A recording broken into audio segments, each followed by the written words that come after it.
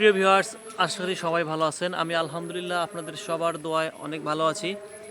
আসসালামু আলাইকুম সম্মানিত ভিউয়ার্স, এই মুহূর্তে যারা দেখছেন শুনছেন এবং পরবর্তীতে যারা দেখবেন শুনবেন, আমরা এই মুহূর্তে আছি মৌলভীবাজার জেলার কুলৌড়া উপজেলার পিচিমবাসা ইউনিয়নের ভাটগাঁও গ্রামে। আমাদের ছোট্ট গরিবখানায় সুদূর গাইবান্ধা থেকে আগত আমার সম্মানিত মেহমান ছোটো ভাই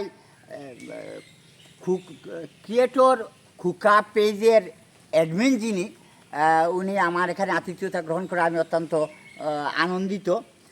তো ভিউয়ার্স, আসলে আমি আপনাদের যে কথা বলছিলাম যে আমি বাংলাদেশের আনাচে কাছে পড়ে থাকা সকল প্রতিভাবান মানুষের প্রতিভাগুলোকে বিকশিত করার জন্যই এই পেজটাতে কাজ শুরু করছি।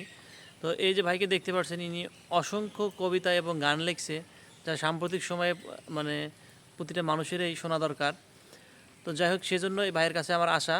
ভাইয়ের কতগুলো গান আপনার লেখা আছে? গান বা কবিতা লেখা গান আছে? কবিতায় 1400, এবং আমার ক্লাস 3 থাকতেই আমার কৌতুক বা নাটক এগুলোই মঞ্চ প্রোগ্রামে জড়িত। বুঝতে পারছি।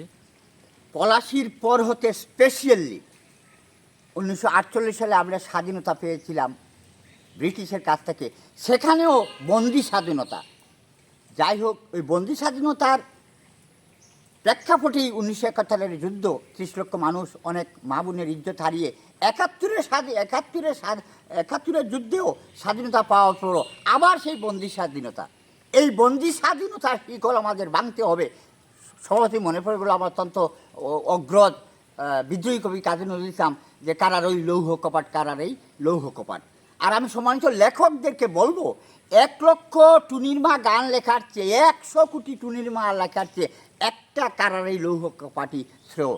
আপনারা ওই দিক ত্যাগ করে, বাজে গান ত্যাগ করে, অনুরোধ করবো প্রতিবাদী গানে আসেন, ভালো গানে আসেন। যাক, ছড়াটির নাম হচ্ছে নইলে আমি ঘোষণা দেব।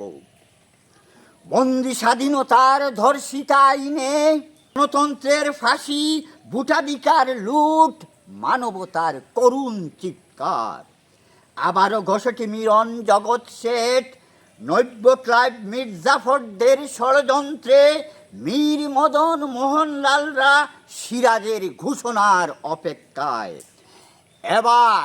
এবার প্রতিটি দেশপ্রেমিকই এক একজন সিরাজ, এবার প্রতিটি দেশপ্রেমিকই এক একজন সিরাজ, প্রতিটি ঘড়ি পলাশির আম্র কানন। হে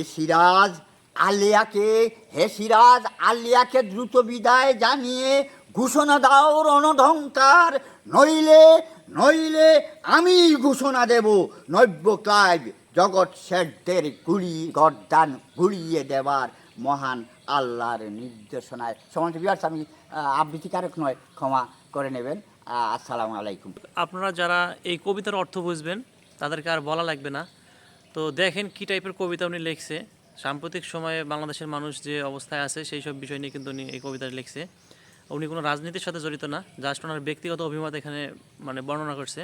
এরকম অসংখ্য কবিতা ওনার আছে এবং অসংখ্য গান আছে। তো যাই হোক, ওনার গান এবং কবিতা পরবর্তীতে সুন্দরভাবে আপনাদের সামনে নিয়ে আসা হবে। আজকের ভিডিওটা এই পর্যন্তই, দেখা হবে পরবর্তী কোনো ভিডিওতে।